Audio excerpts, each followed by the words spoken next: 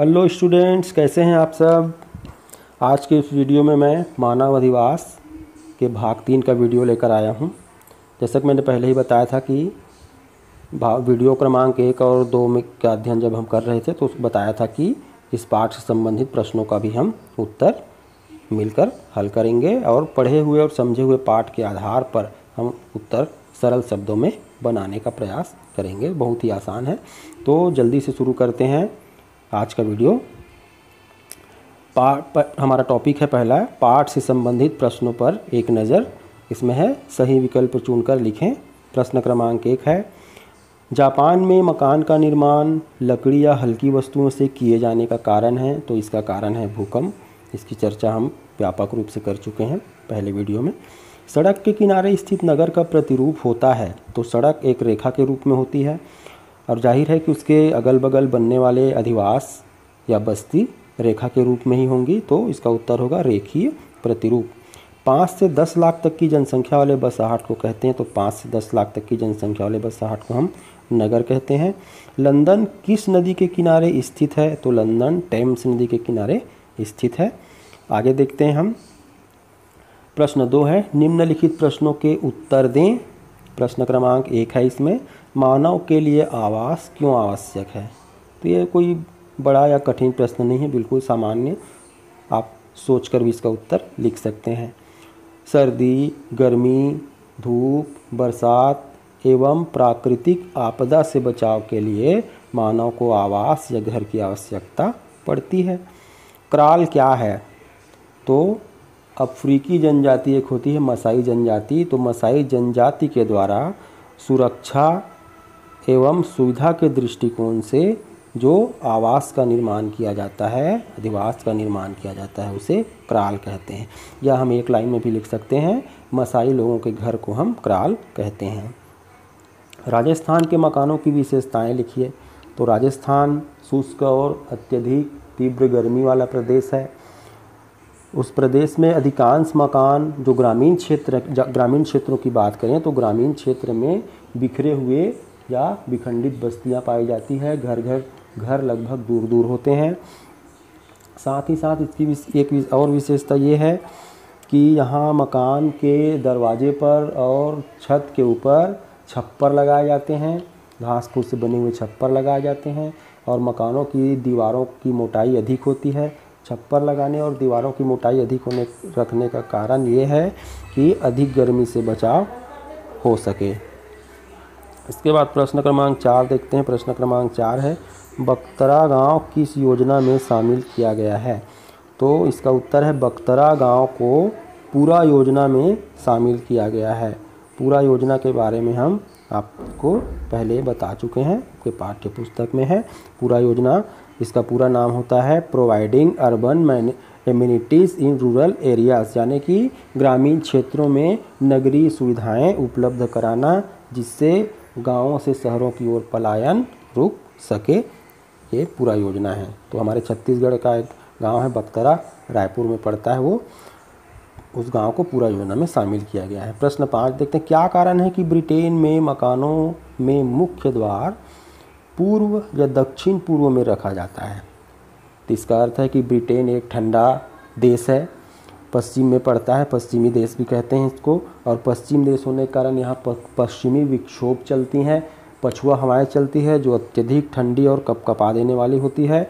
इन पश्चिमी या पश्चिम दिशा की ओर से आने वाली हवाओं, ठंडी हवाओं से बचने के लिए अधिकांश मकानों के दरवाजे खिड़कियाँ पूर्व या दक्षिण पूर्व में रखा जाता है जिससे सीधी ठंडी हवा मकान या घर के भीतर ना आ सके। फिर आगे देखते हैं नंबर 6, जलवायु के विभिन्न घटक किस प्रकार मकानों के निर्माण को प्रभावित करते हैं।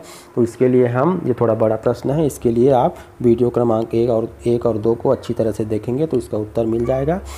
फिर आता है प्रश्न, नगरीकरण से कौन कौन सी समस्याएं उत्पन्न हो रही है। तो नगरीकरण से कई प्रकार की समस्याएं उत्पन्न हो रही है। पर्यावरणीय समस्या, आवास की समस्या, भूमि पर अधिक दबाव, जनसंख्या का पलायन, रोजगार की समस्या, गंदी बस्ती की समस्या, बहुत सारी समस्या है। व्याख्यात्मक प्रश्न है, इसका उत्तर टॉपिक बाय टॉपिक और बिंदु बाय बिंदु आपको याद करने होंगे। इसके लिए डिटेल आप वीडियो क्रमांक 1 और 2 को देख सकते हैं। उसके बाद जो ज़रूरी प्रश्न है जिसके लिए हम यहाँ पर व्यापक रूप से चर्चा करेंगे वो प्रश्न है ग्रामीण अधिवास और नगरीय अधिवास की तुलना कीजिए। तो थोड़ी देर बाद हम इसकी तुलना करेंगे। उसके बाद एक और प्रश्न है, उसको हम ले लेते हैं, नगर की विकास अवस्थाओं का वर्णन कीजिए। तो नगर की विकास अवस्थाओं के बारे में हम वीडियो क्रमांक 1 में देख चुके हैं, वीडियो क्रमांक 2 में देख चुके हैं कि किसी भी नगर का विकास एक छोटे से अधिवास के रूप में होता है। धीरे धीरे वह बढ़ता हुआ कस्बा, बाजार, नगर, महानगर एवं विशालकाय नगर का रूप विकास कुछ इस तरह की अवस्थाओं में होता है। पहला है हम देखे थे पूर्व बचपन, दूसरा शैशवावस्था, तीसरा है किशोरावस्था, चौथा है प्रौढ़ावस्था, पांचवा है अधेड़ावस्था और छठवां है वृद्धावस्था। इसके बारे में डिटेल आप देख सकते हैं किताब में, अब वीडियो क्रमांक 2 में देख सकते हैं। आज का हमारा जो टॉपिक का मुख्य उद्देश्य था प्रश्न क्रमांक 8 ग्रामीण अधिवास और नगरीय अधिवास की तुलना कीजिए। ये प्रश्न, इस प्रश्न के बारे में हम आपको अधिक ध्यान इसलिए देना पड़ेगा क्योंकि ये प्रश्न प्रति वर्ष वार्षिक परीक्षा में बोर्ड एग्जाम में पूछा जाता है और इस प्रश्न से के उत्तर से संबंधित बहुत सारे ऐसे प्रश्न हैं जिसके उत्तर बन सकते हैं। यहाँ पर अंतर स्पष्ट करो, ग्रामीण अधिवास और नगरीय अधिवास में अंतर स्पष्ट करो। आगे की कक्षाओं में आपको दिया जाता है कि प्राथमिक कार्य एवं द्वितीयक कार्य में अंतर स्पष्ट करो और कई प्रश्न ऐसे दिए जाते हैं कि ग्रामीण जनसंख्या एवं नगरीय जनसंख्या में अंतर स्पष्ट करो। तो सबके उत्तर लगभग मिलती जुलती रहेंगे। आपको कॉन्सेप्ट समझने की ज़रूरत है, एक बार कॉन्सेप्ट आपका क्लियर हो जाएगा तो इस तरह से प्रश्न के उत्तर आप आसानी से देख सकते हैं, बिना रटे देख सकते हैं और बहुत ज़्यादा इसमें ज़्यादा चिंता करने की ज़रूरत नहीं, बस आपको कॉन्सेप्ट क्लियर होना चाहिए। इसके लिए मैंने कुछ बिंदु बनाए हैं, कुछ पॉइंट्स बनाए हैं। ये पॉइंट्स आपको गाइड में नहीं मिलेंगे, किताब में नहीं मिलेंगे। इस पॉइंट्स के आधार पे आप सोचते जाएंगे और लिखते जाएंगे, दोनों में अंतर। और यहाँ पर कुछ ज़रूरी चीज़ों के बारे में मैं और बताऊँगा।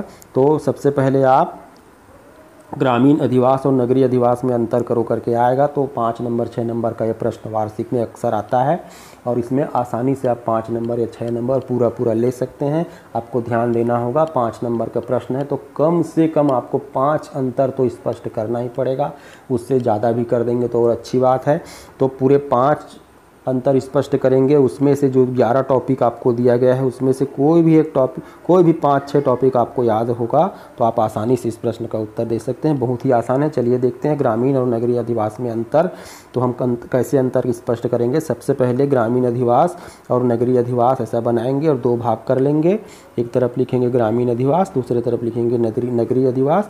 और जो मैं ये टॉपिक बनाया हूँ घर, घनत्व, कार्य, इन सबको आपको लिखने की ज़रूरत नहीं है। आप अच्छे विद्यार्थी के रूप में जाना चाहते हैं तो लिख सकते हैं, बहुत अच्छी बात है। टॉपिक बाय टॉपिक आप अंतर स्पष्ट करते हैं। जल्दबाजी में आपके पास समय नहीं है, नहीं लिख पाएंगे तो केवल नंबर डालेंगे और नंबर डालने के बाद आप सीधा यहाँ से 1 नंबर डालकर अंतर स्पष्ट कर सकते हैं। तो देखते हैं, सबसे पहले टॉपिक है घर। तो घर के ग्रामीण अधिवास वाले क्षेत्र में लिखेंगे ग्रामीण अधिवास में या ग्रामीण बस्तियों में अधिकांश घर कच्चे होते हैं या स्थानीय संसाधनों से बनाए जाते हैं। इसके उलट आप नगरीय अधिवास में लिखेंगे नगरीय अधिवास में अधिकांश घर पक्के होते हैं और स्थानीय के साथ साथ आयातित संसाधनों से, मंगाए गए संसाधनों से बनाए जाते हैं। यहाँ पर जो मैं एक चीज़ बताने वाला हूँ आपको, वो आपको बहुत काम आएगा। एक शब्द है, वह शब्द जो हमारे पास आंकड़ों की जो कमी रहती है, जो एक्चुअल फैक्ट आंकड़े रहते हैं, उस आंकड़े की कमी को ढकने में हमारे लिए रामबाण साबित होता है। वो शब्द है अधिकांश। जब भी हमको आंकड़े एक्चुअल पता नहीं रहते, अब ये तो जाहिर है कि एक गांव में कितने मकान कच्चे होंगे, कितने पक्के होंगे, यहाँ ये भी नहीं लिख सकते। ध्यान देने वाली बात यह है कि ग्रामीण अधिवास क्षेत्र में आपको बिल्कुल ये नहीं लिखना है कि ग्रामीण अधिवास में सभी घर कच्चे होते हैं, ऐसा नहीं होता। गांव है इसका मतलब कच्चे ही घर होंगे ऐसा नहीं है, कभी रहा होगा, अब ऐसा नहीं है। तो एक शब्द है अधिकांश, तो हम लिखेंगे ग्रामीण अधिवास में अधिकांश मकान कच्चे होते हैं और स्थानीय संसाधनों से, वहाँ पर उपलब्ध सामग्रियों से बनाई जाती है। अधिकांश, यहाँ पर भी अधिकांश शब्द डालेंगे। और नगरीय अधिवास में लिखेंगे अधिकांश नगरीय अधिवास में मकान पक्के होते हैं एवं आयातित सामग्री से बनाए जाते हैं। दूसरा आता है घनत्व। घनत्व माने घनापन। तो हम देखते हैं ग्रामीण अधिवास कहीं घना, कहीं बिखरे हुए, टोला मजरों में बटे हुए विखंडित बस्तियां पाई जाती है। इसके विपरीत नगरीय अधिवास ग्रामीण अधिवास की अपेक्षा अधिक घनी होती है। बस एक एक लाइन, दो दो लाइन में हमारा उत्तर आते जाएगा। कार्य, तो कार्य में हम देखते हैं, कार्य का अर्थ होता है कि ग्रामीण अधिवास में रहने वाले लोग अधिकतर क्या काम करते हैं। तो देखते हैं कि ग्रामीण अधिवास में रहने वाले अधिकांश लोग प्राथमिक क्षेत्र से जुड़े होते हैं। एक लाइन अगर आप ये लिखते हैं, जांचने वाला टीचर समझ जाएगा बच्चे को बहुत कुछ पता है। प्राथमिक क्षेत्र का अर्थ होता है उत्पादन के कार्य। प्राथमिक क्षेत्र में हम कृषि, पशुपालन, आखेट, लकड़ी काटना, मछली पालन, इन सब व्यवसाय को हम लिख सकते हैं। उतना हमको नहीं लिखना है तो हम एक शब्द लिखेंगे, ग्रामीण क्षेत्र में अधिकांश लोग प्राथमिक व्यवसाय से जुड़े होते हैं या कृषि कार्य से जुड़े होते हैं। इसके उलट हम लिखेंगे नगरीय क्षेत्र के अधिकांश लोग। जहाँ पर ग्रामीण क्षेत्र के कार्य लिखते समय एक चीज़ ध्यान देना है कि ग्रामीण क्षेत्र में सभी लोग कृषि करते हैं, ऐसा नहीं लिखना है, क्योंकि ग्रामीण क्षेत्र में भी कई लोग नौकरी पेशा लोग रहते हैं, व्यापारी रहते हैं। तो एक शब्द जो मैं बताया था अधिकांश लिखेंगे, ग्रामीण क्षेत्र में अधिकांश लोग प्राथमिक उत्पादन या प्राथमिक क्षेत्र कृषि पशुपालन से जुड़े होते हैं। इसके विलग नगरीय क्षेत्र में अधिकांश लोग द्वितीयक, तृतीयक या अन्य व्यवसाय से जुड़े होते हैं। अब बात आती है सार्वजनिक सुविधाओं की।